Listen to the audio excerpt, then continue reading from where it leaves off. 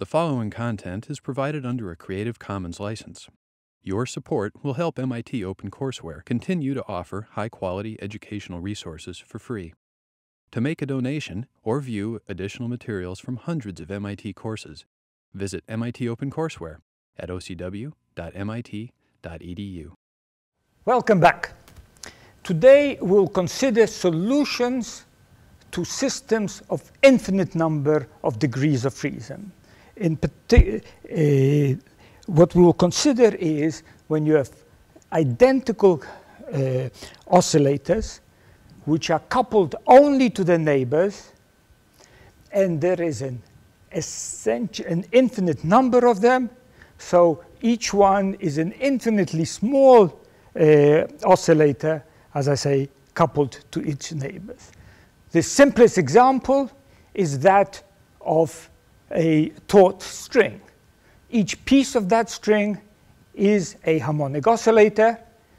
It oscillates transversely, and each piece is identical to every other piece, and it's coupled to its neighbors. So let's consider the following problem. The problem we are going to talk about, the solution of the following problem.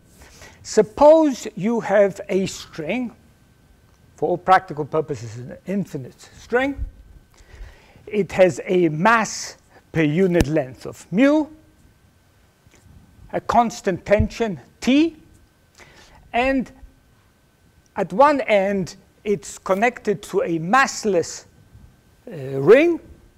This is an idealized situation. You could imagine, suppose that ring was on your finger, you held the string taut, and you moved your finger in some ways which caused a distortion which propagated down this string. You got a progressive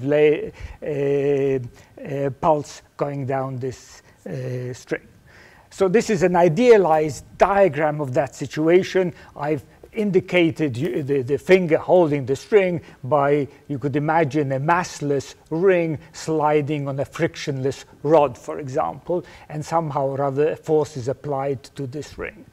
But you can think of the actual problem where you're holding the ring with your finger and moving this up and down.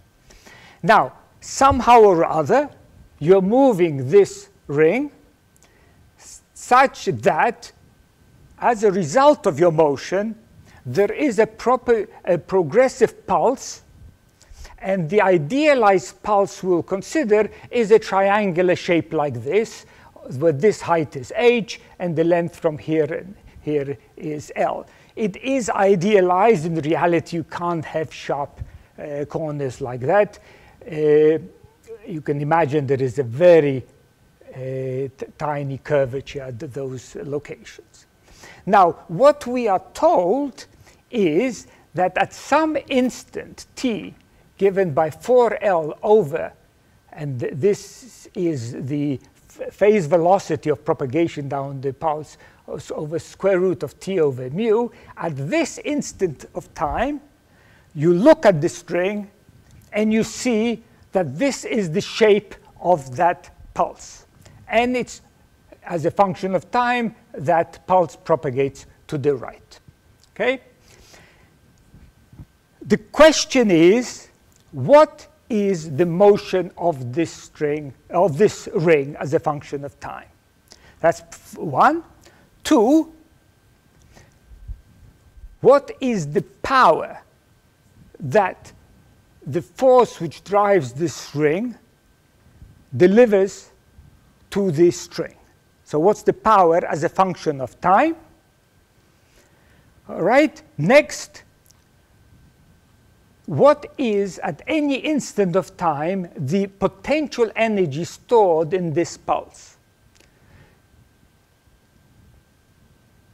4, what is the kinetic energy stored in this pulse as it's propagating? And finally, the question, are your results to the power that's delivered, the potential energy stored in the distortion, the kinetic energy in the distortion, and are consistent with each other? Okay? They tell us these are the things we are told to assume, and I repeat some of them. We assume the ring is massless. The distortion is always sufficiently small so that this height is much smaller than this, so that this angle here is sufficiently small that we can approximate the sine angle by the angle or the tangent of the angle, which of course is this height divided by that, so it's h over L over t. We are told that the mass per unit length is mu, and that the tension is uniform. In other words, because this distortion is small, we are making the assumption that the tension in this string is constant and the same everywhere. There are no losses, no frictional losses. And finally, all the motion is, because this is so small, is in the transverse direction. So any piece of the string moves in the transverse direction.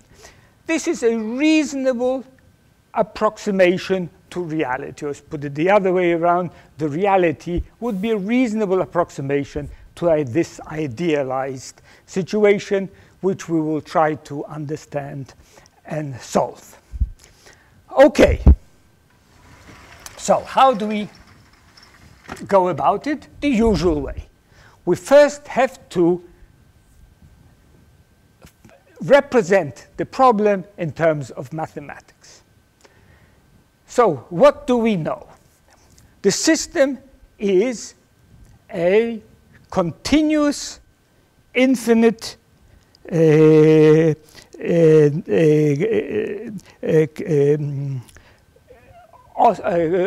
of oscillators, each one connected only to its neighbor. And we know that such a system can be represented by a wave equation. The equation of motion for this system is a wave equation. In essence, if you remember, when we had coupled oscillators, 3 oscillators, 4, etc., every time you add one more oscillator, you have one more equation of motion. So if you have an infinite number of oscillators, you expect to have an infinite number of coupled equations of motions. That's what a wave equation is. For every position x, you have an equation of motion.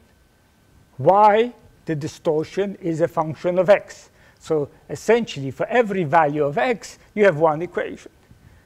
Since x is a continuum, this, in essence, is an infinite number of coupled differential equations, and we call this the wave equation. So the equation of motion of the string is that. What else do we know? How can we use the laws of nature to describe the situation? Well, let's consider the ring. On the ring, there will be forces. One is the string is attached, so there will be the tension in the string pulling on the ring.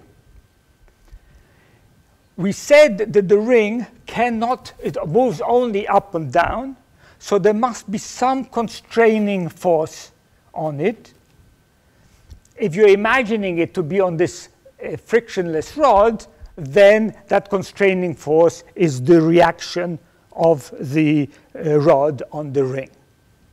If you're thinking of it in terms of a finger holding onto that ring, then it's your finger is preventing the ring moving backwards or forwards, so that's this reaction force. Now, on top of that, there is the vertical force, the one we are interested in, which must be the cause of the distortion. So those are the 3 forces. What else do we know? We we said that we are going to idealize this situation. We're going to assume that this ring has no mass. It's only there so you can essentially hold the tip of the string. Now, if mass is 0, then in Newton's laws of motion, there can be no net force on that mass. Because if you applied any force to a 0 mass, it'll have an infinite acceleration. Your ring would disappear. All right? So the fact that the ring is massless, in other words, you're just holding the very tip of the string there. That's what the essence means. It means that there is no net force on the ring. The ring does not move backwards and forward. There's no net force in that direction. All right? So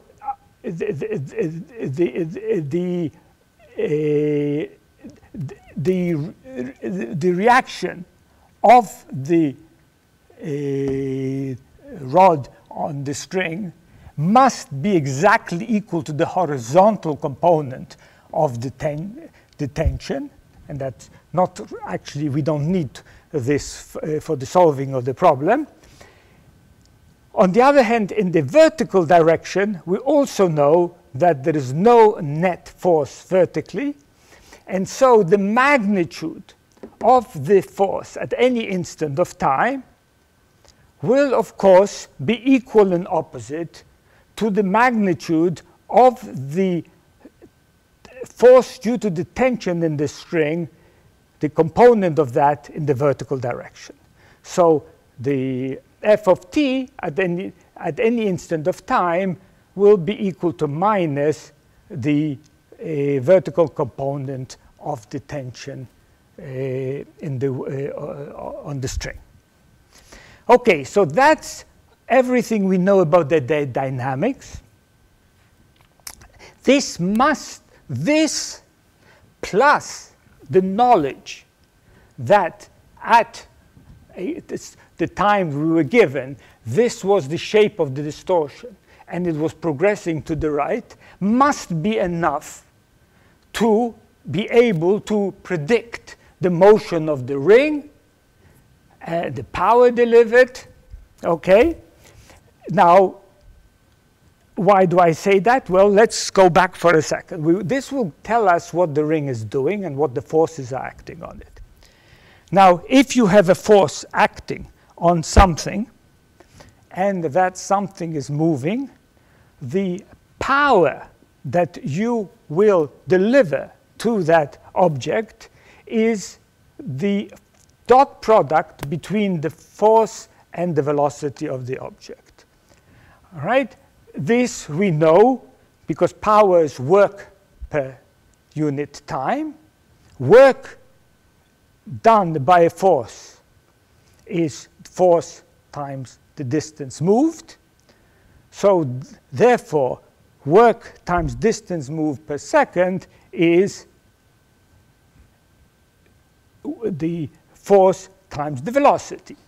So this is the power generated by a force if it moves an object with a velocity v of t. From what I told you earlier, we will be able, I'm just thinking through whether we can solve this problem. From the part I discussed earlier, we will be able to figure out the force. We will be able to figure out the motion. Therefore, we will be able to calculate this and answer the second part of the problem. Let's continue. They then ask, we want to find the energy stored in the distortion of the spring. How would we do that to make sure that we have everything in place? Well, if you have some system which you distort from equilibrium, the potential energy stored by conservation of energy is equal to the work you do to distort that system. In our case, the pulse is a distorted string from equilibrium. So if I calculate the work that I will have to do to produce that shape of the string, that will be equal to the potential energy stored in the string. So potential energy, in other words, is work to distort the string, and that is simply the integral of the force times the distance that I will move that force to distort the string. So again, so that we will be able to do, since we, as I'll show in a second. And the next part was, what is the kinetic energy in the pulse? Well, kinetic energy is, of course, 1/2 mass times velocity squared of a system. The string is it's a continuous distribution of masses. If I take every piece of that string and calculate its transverse velocity, that's the only velocity it has. We said that the string has only transverse motion. So if I calculate the transverse velocity of every piece of the string and add up all the pieces, I'll have the total kinetic energy stored. So at any instant of time, I have to just find out what every piece of the string is doing, calculate its velocity squared, multiplied by 1/2 by the mass of that piece, add them all up, and that's equal to, therefore we'll have to integrate across the whole string 1/2 times the transverse velocity squared, right, times the density of the string has certain mass per unit length, mu. So I have to take this and integrate mu dx times that. That'll give us the total kinetic energy. Okay. So now here we have the problem in terms of mathematics. And we'll switch over and try to solve it.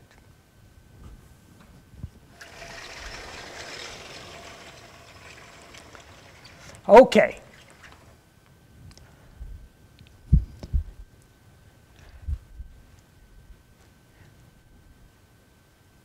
This wave equation has, as I told you, is equivalent to an infinite coupled differential equations.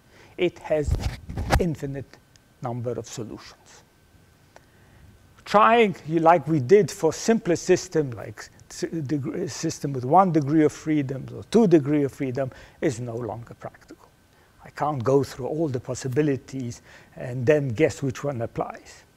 So I have to use some more knowledge or experience. In general, as I say, there's an infinite number of solutions. But we know that we are looking for a very specific kind of solution. We know that this pulse, we're told, was generated by this mass, this ring, sorry, not the mass, by this ring being moved by our finger, okay, which gave rise to a progressive wave, meaning a shape like this, which is moving to the right. That immediately gives us a clue. We know that there are some general classes of solutions of this wave equation. There are the normal modes, which are every piece of the string moving with the same frequency and phase, etc. There is another one, which isn't obvious, but which Professor Walter Lewin discussed in class. That is actually quite, I consider the miraculous one. It's so not obvious. There is a solution of this wave equation which consists of any distortion. You can take any shape. And if somehow or other you manage to make that distortion move with a uniform velocity corresponding to this velocity in the wave equation. So for our string, the square root of this number, that will progress forever. It's a progressive wave solution. And it's for any shape. So here clearly we are talking of that kind of a solution of this wave equation. And as I say, from what you've learned from Professor Walter Lewin, we know that the wave equation does have that class of solutions. So the solution to this problem must be that of a progressive wave, specifically a shape like this, which moves to the right with a velocity square root of t over mu. And I cannot resist emphasizing that no part of the string is moving here to the right. The string is only moving in the transverse direction. But it is the distortion which is moving. With that velocity v, it's called the phase velocity. Okay. All right. So our knowledge of the solutions of wave equations and these descriptions makes sense.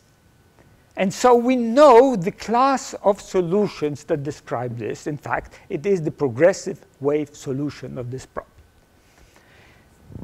Fantastic. So we know what this string is doing at all times, at earlier times and later times. There will be, from now on, this triangle will just move forever like that. That will be the distortion. I can turn the clock around. I know that earlier it was here, here, etc. So I know the shape of this string at all times. Knowing that, I can want to say it's a funny way of saying it, predict, because it happened earlier, but I can tell you what the distortion must have been at earlier times. I can, going back with velocity v, until up to the times when this distortion was here, of course, the string was doing nothing. But at some instant of, so the total picture is the following. We start off with a taut string. At some instant of time, the person must have moved the string with uniform velocity up, which I call the transverse velocity v transverse. That will start this wave front. He'll have come to a stop and start moving downwards again, form this triangle, and then I do no more. This triangle will then progress forward.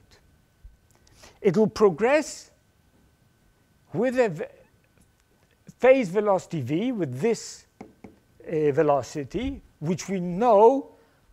It's not something I did in my head. I can derive this by studying how a string can be described by the wave equation. But at this instant, you can say I took it from a book or somewhere, or from the lectures of Professor Walter Lewin. The phase velocity of a pulse on a string of an ideal string is the square root of the tension divided in mass per unit length. Okay. And as I was telling you a second ago, when I go back in time, at any instant of time when the ring was moving, this string has that shape. And as I move the ring up and generate this wavefront, every piece of the string is moving up with a transverse velocity vtr, which I don't know. But the result is that this part of the pulse moves to the right with velocity v, the phase velocity of the pulse. Don't get confused. This piece of the string, and I'm repeating myself, is not moving to the right. This piece is moving up with this transverse velocity. This piece of the string is moving up. This piece isn't moving yet, but shortly afterwards it will. And so the result of the movement of every piece of this string up is to produce a pulse which is moving to the right. Okay. So now we want to calculate what is this transverse velocity. Well, from this picture, it will be this velocity is related to that one by that angle. And so the motion of the ring is the transverse velocity at time t of the ring, this part of it. Okay, we're talking about this, is equal to v times h over L over 2. That's the tangent of this angle. That's the relation between this velocity and this transverse velocity. Okay, which is equal to 2vh over L. And this is the motion of this string, right, from the time when this is back here until the time when this has moved for the ring to be at the maximum height h. So that, if we remember that we were told that the shape of the pulse, and I have to refer you now back to the original picture. If you look at that original picture, we were told that at time 4L over the square root of t over mu, that pulse was, well, the back end of it was 2L away from the ring, and the forward part was 3L. That pulse is moving with velocity v, and therefore we can calculate the time when the different parts of that pulse were generated by the ring. From the time L over v until 3L over 2v, right, this part of the pulse was generated. And so the transverse velocity during that period of the ring is 2vh over L. Later on, now the ring is at the top, and just the front edge of the pulse has been generated. We now suddenly, this is an idealized situation, so this ring was going up at uniform velocity, and it suddenly reverses direction. Obviously, that's not a physical situation. That's infinite acceleration. But we can imagine it happens very fast, that it's almost infinite acceleration. And so suddenly, we change from the ring pulling the string upwards to the ring pulling the string downwards. We are now creating the back edge of that pulse. All right? The situation is symmetric to the previous case. The only difference is that it's in the opposite direction. And we know that the magnitude of the two are the same because the pulse is symmetric. In one case, we are producing a wave front which is at some angle like that, and then the other like this, but they're symmetric. The angles are the same, but in the opposite direction. So the transverse velocity here now is therefore minus 2vh over L. And this happens for this time interval. Okay? By the time we've reached a time 2L over V, the complete pulse, and this complete pulse has left the ring. From then on, the ring must be stationary, because if it moved, it would produce new distortions in the string. Okay, so now, we have completely described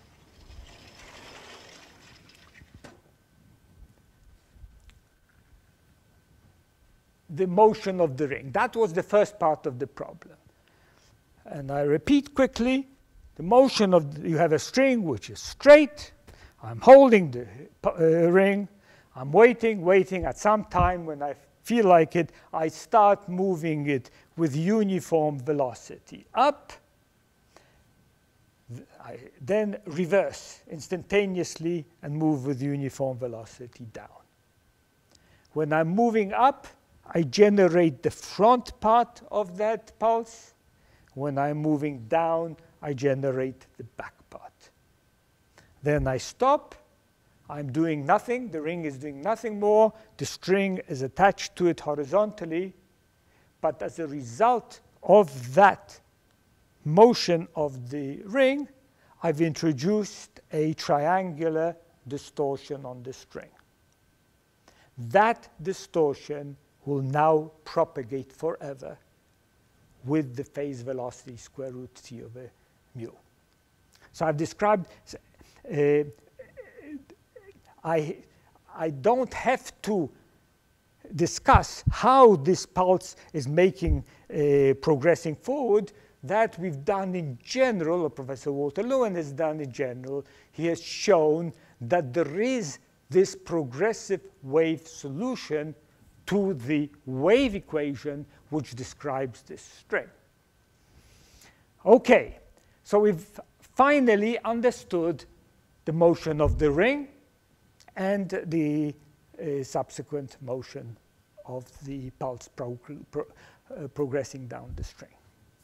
End of that. The next question was the power delivered by the string. Well, clearly, during the time when the ring is stationary, isn't doing no work on anything, my finger doesn't have to do any work on the ring or the string. There's no power generating. But during the time when I was moving the ring up, I had to exert a force. So I was pulling with a force. Therefore, I was doing work, and the rate of doing work is the power that I'm generating. Similarly, when I'm going down, I will have to do work against the force, the tension in the string, and I will be exerting power during that time. How do we calculate that? Well, I repeat what I said earlier, so they don't have to look at that board. The instantaneous power generated or exerted by a force is force dot the velocity. Okay. Now, we did calculate the force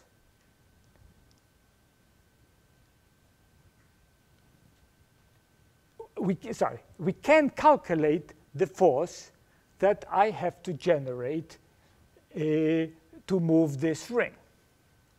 I'm just redrawing the sketch for you. Here is the ring. What are the forces? I am repeating. There is the reaction force here. That's this force F, which I am exerting. And I've chosen this picture at the time when the string is like this. At other times, the string will be in that direction. But, all right? So, but I've sketched this at the time when the string is in this direction. There is the tension in it. It exerts a force. So those are the three forces. And as I've discussed earlier, this is a massless ring. Therefore, there's no net force. At this instant, this force must be equal and in the opposite direction than the vertical component of this tension T. So it is equal to T times the tangent of this angle. So this, at that instant of time, the magnitude of this force, and it's in the up direction, is plus T h over L over 2, which is 2ht over L. This corresponds to the period when the string is like this at the ring. And earlier on, I told you that corresponds to this time interval. OK. Later, I've reached the top. I'm starting to move down. The string now is upwards, but the angle is the same. And so the force that I have to exert is the same magnitude as this, but in the opposite direction, hence the minus sign. So it's minus T over that, which is minus 2ht over L. The two are, of course, equal. So I first have to, and it actually makes sense, if you imagine a string, if I want to distort it up, I have to pull on that, all right? Later on, I want to pull it in the opposite, I pull it down. Those are the two times. So now, so we know at every instant of time what is the force that I exert and the direction of it. All right, now the power that I generate is the force dot velocity. So I have to take the dot product between this force and the corresponding velocity. All the motion is up and down, so I don't have to, I'm doing just the components, and so the dot product is just the multiplication of the force times the velocity. And the only thing I have to watch out for is whether they're in the same direction and the opposite direction. Notice that when the transverse velocity is positive, in other words, upwards, that's the time when I'm pulling upwards. And so the force and the velocity have the same sign. So the power I exert is this 2ht over L times the transverse velocity 2vh over L. OK? Now, afterwards, when we change to the other, the back edge, the force reverses. It's minus, but so does the transverse velocity. And so that product once again is positive. So both on the leading edge of that pulse and the back edge, I do positive amount of work. I do work on the ring and not the ring on me. And of course, immediately that power is transmitted to the string. So for both the front edge and the back edge of the pulse, I have to do work on the string. It's positive. And at every instant of time during my motion, this is the power. It's the product of the force times the transverse velocity. So this now is true for the complete time period during which I am generating the pulse. OK, I can now plot what is the power that I have to exert as a function of time. So here is the power, and in this direction is time. And what we've shown, from a time of L over V to a time 2L over V, and by the way, just I'm reminding you, halfway through, this is when I'm moving it in one direction, this is in the other, but the power is positive in both cases. So this is the power as a function of time. And so what is the total energy that I have to give to this string to produce that pulse? Well, total energy given is the integral of the power over the time during which I exert that power. So it's the integral of P of t dt over that interval. Well, that's just the area of that pulse. So it's this height times this time. And if I do that, I get, if I take this and multiply it by that length, I get 4h squared t over L. All right, so we've now understood what the ring does. We understand how much energy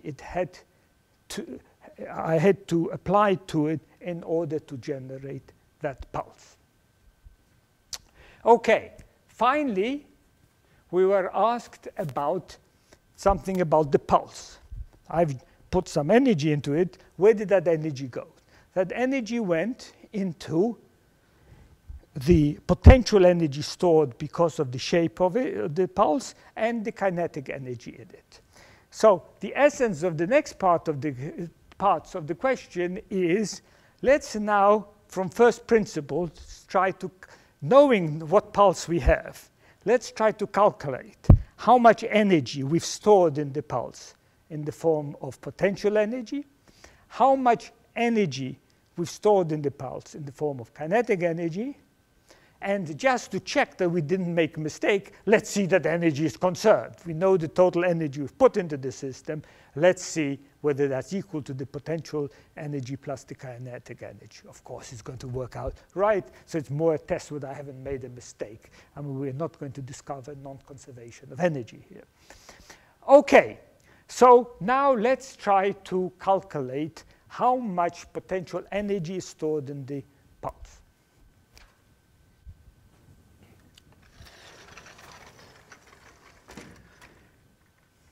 OK, you can do it many ways, but normally I like going to first principles.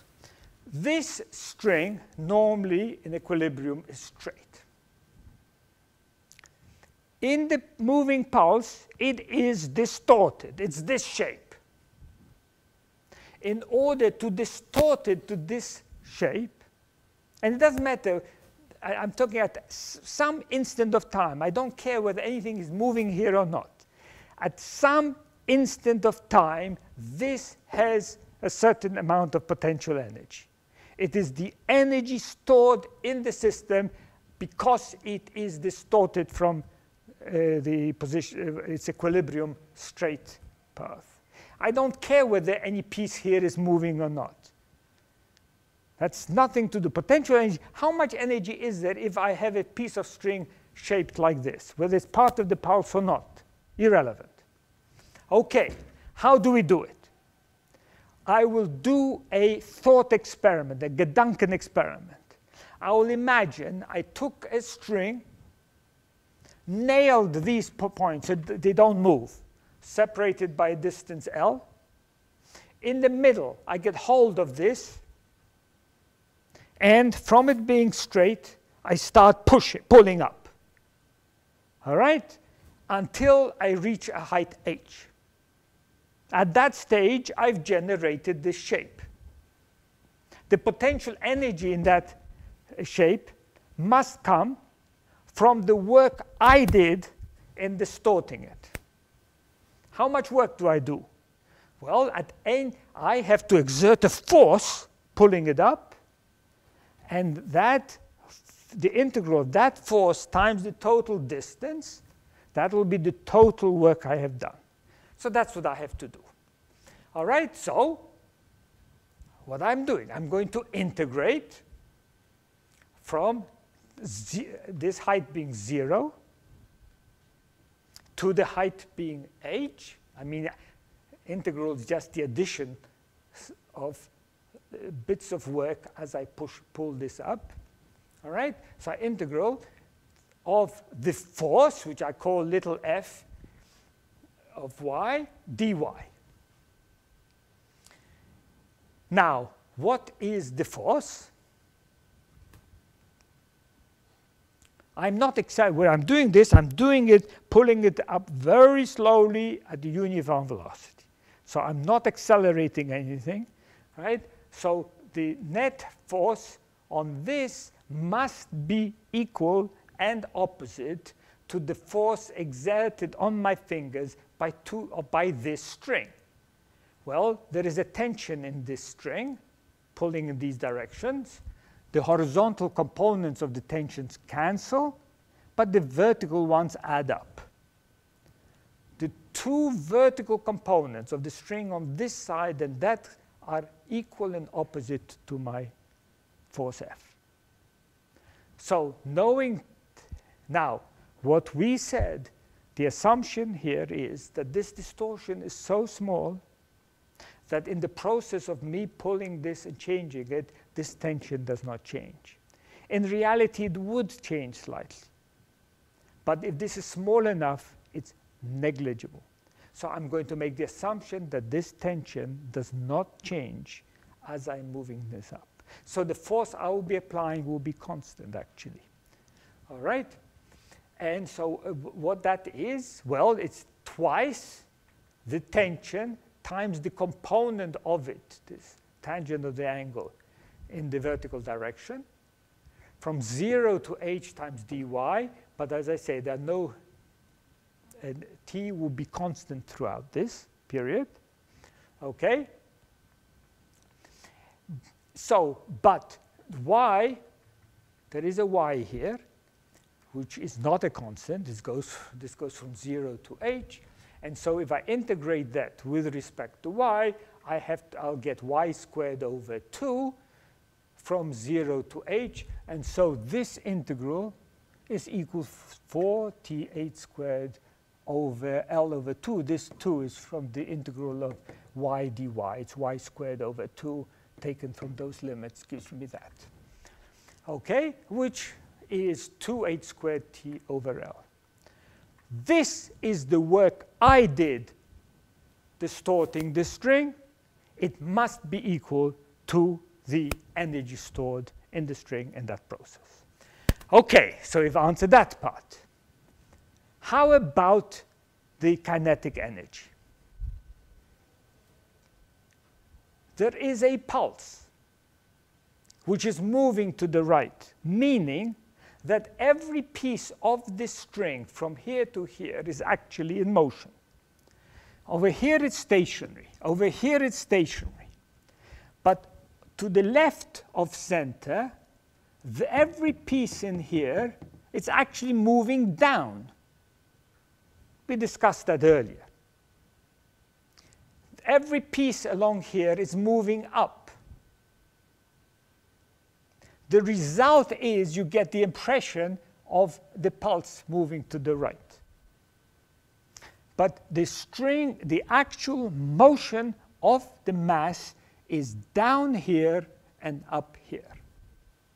So at any instant of time, when you have this pulse, there is kinetic energy of the string in this piece and in that piece. And we have to calculate that. They're both positive kinetic energy. There's no such thing as negative kinetic energy. So although they're moving and the transverse velocity is down and here up, its kinetic energy is 1/2 mass times velocity squared. So both positive, okay? So let's now just calculate it.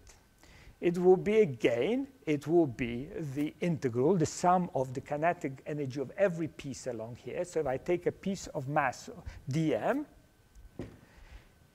multiply it by 1/2 times its transverse, the motion of that mass squared. It's only moving, that's the total velocity of that mass. It's not moving horizontally. We've made that assumption in this idealized case. All right? So this is the kinetic energy of a piece of the mass, right? And I have to integrate that over all the pieces of M from here to here. There's no kinetic energy there and there. Okay, this is a constant actually, right? The velocity of, since this is, it's only true because this is a straight line, that this pulse consists of two straight lines. If it wasn't, it would not be constant. Okay, so this integral is that 1/2 times this transverse velocity, which we calculated earlier. All right, the transverse, we've calculated over here the transverse velocity. And you can see it's independent of position on the string. All right, so back to here. So we know that transverse velocity.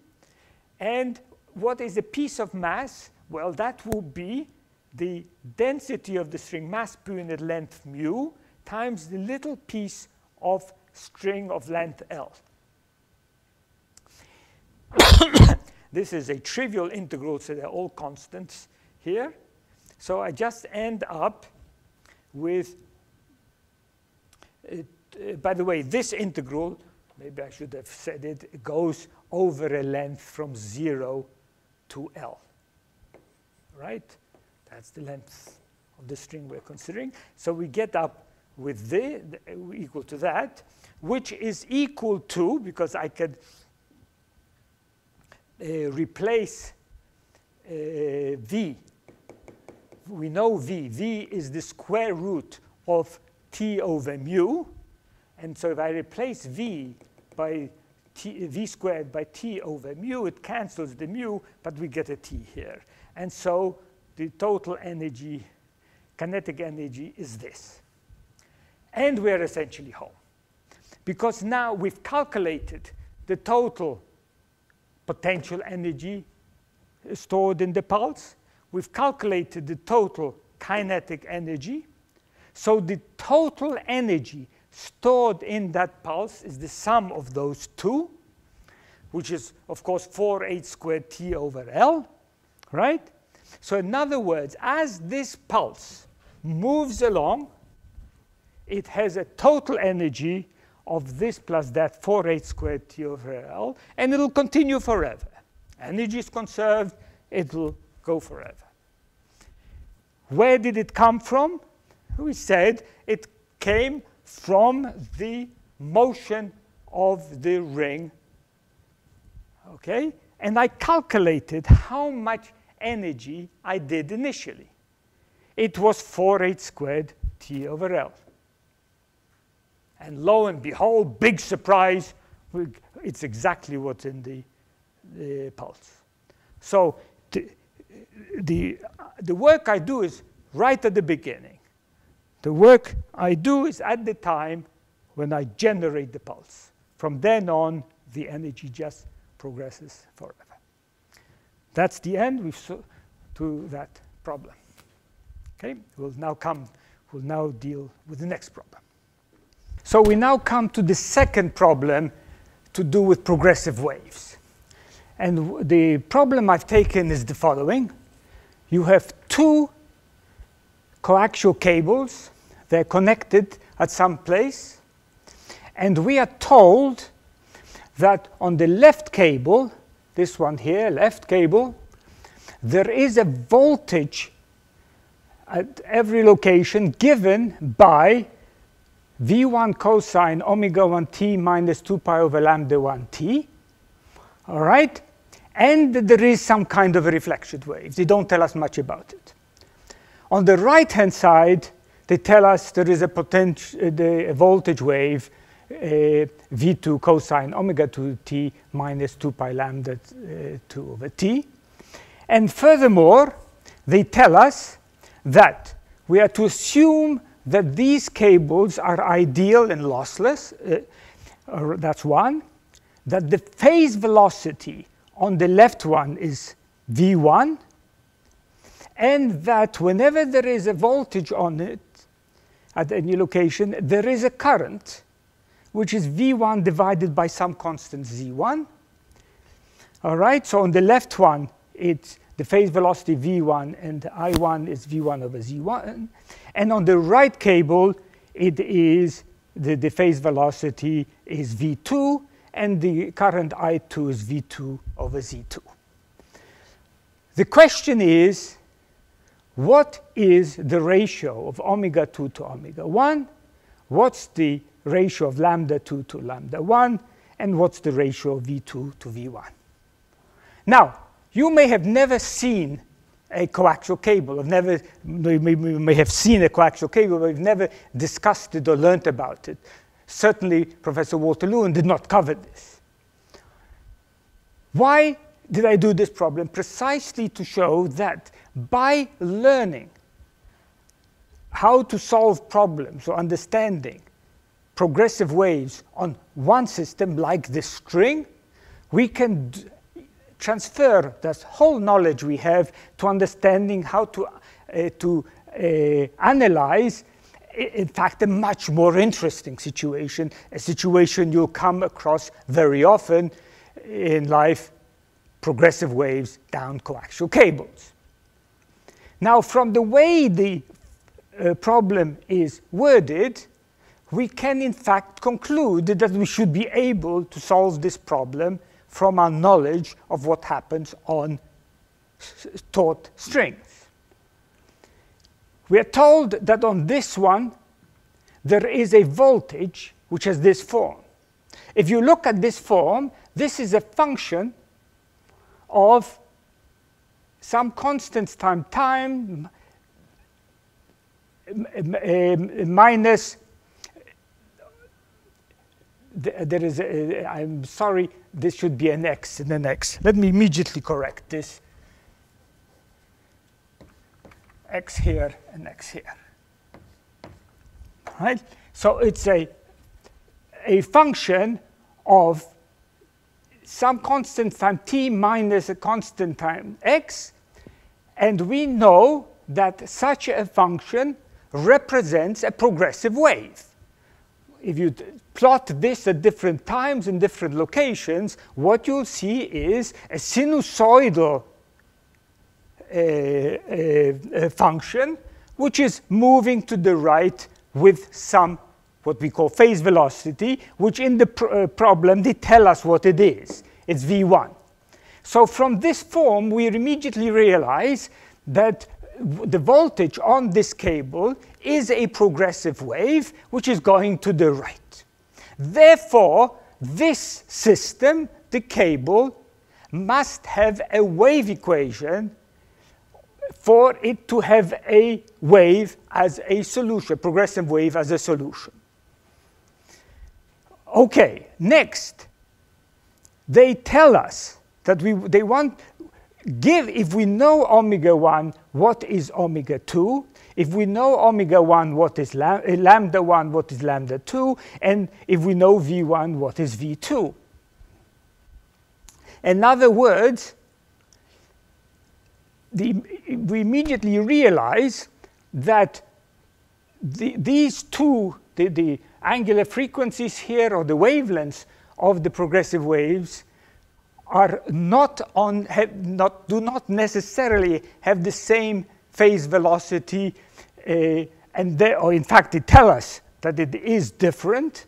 So the propagation down these two cables will be different, and so these cables must be made structurally in a different way. They are different cables, but they're just connected together. Okay, and of course electrically, that's the other thing the outside has to be connected. All right, how do we proceed? So, as I started saying, from the wording of the problem, we immediately conclude that a coaxial cable, in fact, is the continuum limit of some row of oscillators. Is that surprising? Well, if you stop and think and magnify the coaxial cable, in essence, what you see is two parallel wires. They have a capacitance with each other. The two conductors have the central wire and the sheathing around that. Each have self-inductance. And so schematically, it looks something like this. You have a row of inductances, a row of capacitances connected like this. So this is a schematic diagram of a coaxial cable. What is this? Nothing other than each piece here is like a simple harmonic oscillator we've solved many times. It's simply an inductance and a capacitance. And they are furthermore identical harmonic oscillators, only connected to their neighbors. And so this, from a point of view of the response of the system, is identical to a taut string, where at each point in the string we had a harmonic oscillator which was connected only to its neighbors.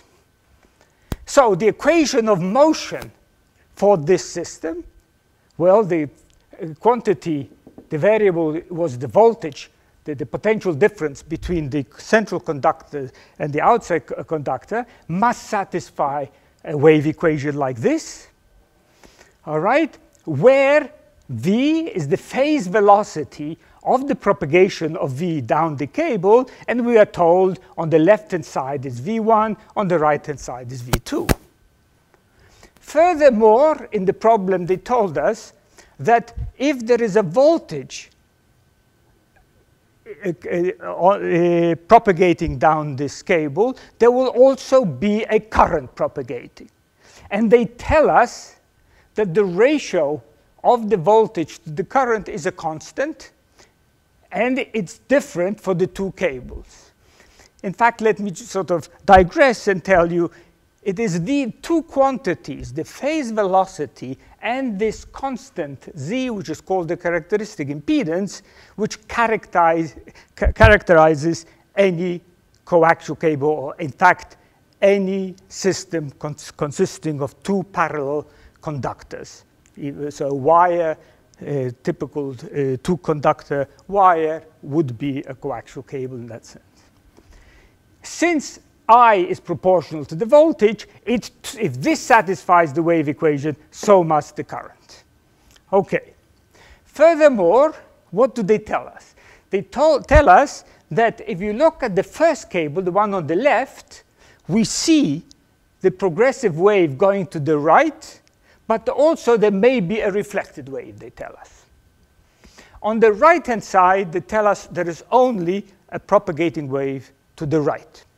From that, I can immediately conclude something about the boundary conditions of this system. Take the right-hand side. There's a wave going to the right, but nothing to the left. Therefore, there must be no reflection of the progressive wave at the far end of the right cable. How about the left cable? Well, the pulse is coming in. There is a junction between two cables which are not the same. And whenever you have such a situation where you have a continuous system of oscillators coming to another continuous system, like two wires of different density, for example, or different tensions or something of that kind, at the junction, you're going to get a reflection. So we are going to get a reflection at that junction. That reflected wave will go all the way to the left, come to the far end of that cable, and normally it would be reflected there, unless one works hard to prevent that from happening.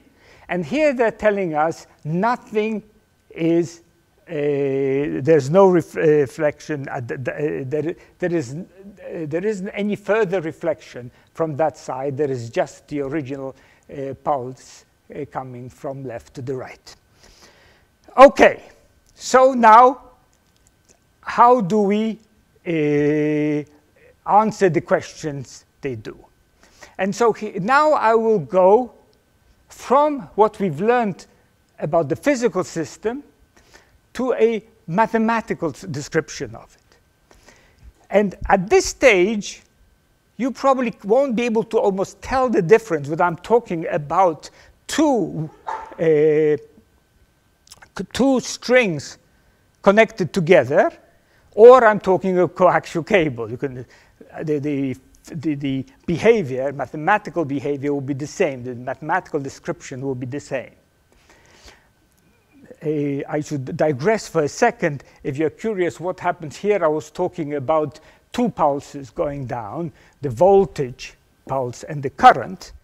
What happens on a string? Well, in a string there are also many pulses. We normally don't talk about all of them. For example, if you have a propagating pulse of displacement on a string, then there will be also a pulse going down corresponding to the transverse velocity of the string at every point. So there's already two. There's another one. As the pulse on the string goes along, the left part of the string acts a force on the right part of the string to generate that pulse. So and that also propagates. So even on a simple thing like a string, there will be simultaneously three progressive waves going down the string: the displacement, the transverse velocity, and the force. Here we are talking about two, the current and the voltage. All right, so I've translated what I've discussed before. I'll call x equals 0 the junction between the two cables. On the left and on the vertical axis here, since I'm going to either be plotting the voltage across the cable or the current flowing down the cable. I'm just too lazy to draw two separate plots. So what we are told, there is the voltage which is given by this expression. That's a progressive wave, a sinusoidal progressive wave moving to the right. There is a reflected one, which is given by some amplitude V reflected times cosine, and this will now have a plus sign because it's now propagating to the left. Here the minus sign tells you it's going to the right, the plus side going to the left. Now we know from, for example, our studies of coupled oscillators, that in a steady state situation, every oscillator is moving with the same frequency and phase.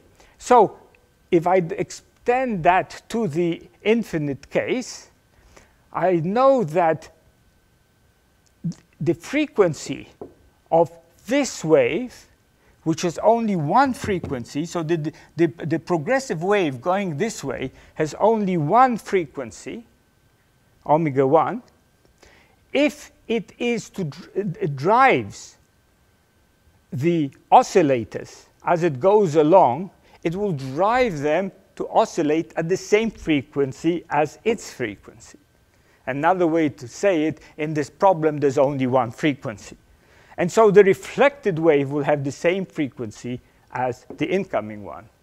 Similarly, the transmitted wave will have the same frequency. That's why I wrote this to be equal to that. We can actually formally show that that has to be the case by considering what happens at the boundary. You could never have the two separate halves moving with different frequencies and the string not be broken. Or in this case, the voltage being not the same on both sides of the string, on both sides of the boundary of the string. Okay, so everything we learned over there we can write as this sinusoidal progressive wave to the right with amplitude v1, the reflected wave with amplitude v reflected, and there will be a transmitted wave of some magnitude v2 and cosine omega to t minus 2 pi lambda 2 over x. I went ahead of myself to explain that this omega 1 has to be the same as that. In a second, using the same argument, I'll show that this has to be equal to that. Okay. What else do we know about this situation? Well, we know that at the boundary, the two wires are connected. Therefore, there will be the same potential difference between the central conductor and the outside conductor, just to the left of the boundary and to the right. So at x equals 0 for all times, the voltage VL will be equal to the potential difference on the right-hand side. So that's one that's one boundary condition. The other one, we know that charges are conserved, and therefore if you have junction of two wires, the total current going into that junction or coming away from it must be 0, or you'll be creating charges. So the sum of all the currents coming in or out from the junction for all times and x equals 0 must be 0. So this is now all in mathematics. You don't need to know this, that this is anything to do with voltages, currents, etc. This is the mathematical description of the situation. And let's try to now answer the questions that they were posed. OK, the first question was, what is the ratio of omega 2 to omega 1? And I've answered it already. The only frequency in this problem is omega 1. That's what comes in. It will drive any oscillator anywhere at that frequency under the steady state conditions which we have here.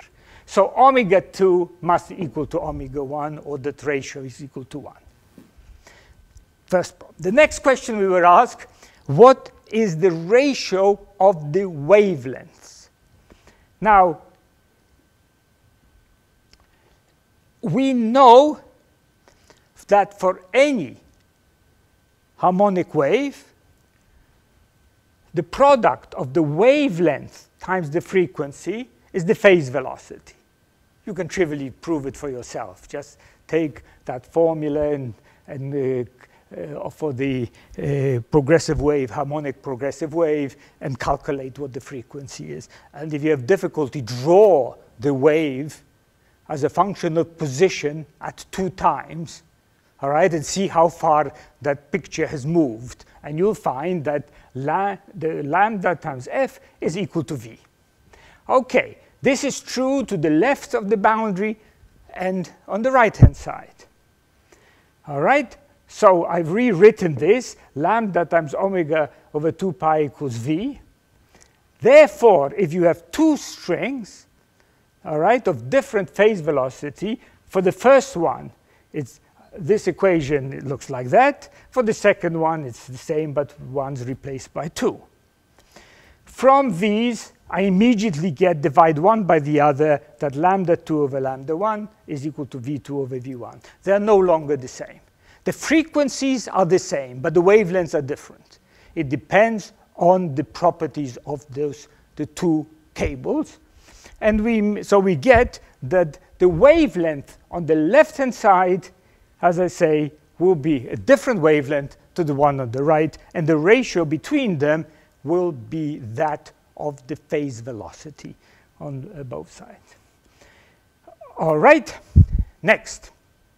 The third part of the thing was, what's the ratio of the voltages? In other words, what is the ratio of V2 to V1? V1, I'm reminding you, is the amplitude of the voltage wave that comes from a long cable, the left cable, to the junction, and then continues out with a different amplitude. What is that amplitude? To answer that, we make use of the boundary conditions, which we discussed earlier. These boundary conditions immediately tell us that. How? Well, the first boundary condition tells us that the voltage just to the left of x equals 0 must equal to just to the right of it. Now, on the left-hand side, you have two waves, one coming in, one coming out, right? The reflected one. If you look at the equation for VL at x equals 0, okay, for all times, you'll find it's V1 times cosine omega 1t plus V reflected cosine omega 1t. On the right-hand side, you see that it is V2 times, again with x equals 0, cosine omega 2t, but omega 2t is equal to omega 1, and so at all times the cosines cancel, and you end up that V1 plus V reflected has to be V2. At all times, that will be true at x equals 0. So you have one equation. The other boundary condition gives us the other one. We know that if there is a wave coming in with amplitude V1, the current that comes in, it was told us in the formulation of the problem, is that divided by Z1, this characteristic impedance. Similarly, for the reflected wave, but we have to watch it. There is a sign difference, because why? If the wave is coming from the left to the right, if we call that a positive current, after reflection, if it goes the other way, it will be a negative. It will be subtracting from that junction. So that's why there is this minus. And then this is the one, so that this is this total current coming into the junction, and that's got to be equal to the total coming out on the other side, V2 over Z2. These, from this, I just multiply by Z1, so I get this equation, and these are two trivial algebraic equations. If I add them, I get 2V1, etc., from which I get that this is the case. And again, I notice I forgot V1. Okay? And so we get that the V2 over V1 is that quantity which was given, and we've solved the three parts of the problem. That's the end. And the thing that I would just like you to keep in mind, that if you come across some kind of a problem to do with progressive waves, etc., if you've never seen the system, it doesn't mean you don't know how to solve it. Stop, think, see by analogy what it corresponds to a system which you have understood. The corollary is, suppose you are having trouble with progressive waves on strings, but you feel you're an electrical engineer and you feel very comfortable about waves on cables. You can use the study of waves on cables, reflection of pulses, reflection coefficients, transmission coefficients, etc. You can, that which you've understood in the electrical system, you can translate it to what happens if you have mechanical systems connected together. Thank you.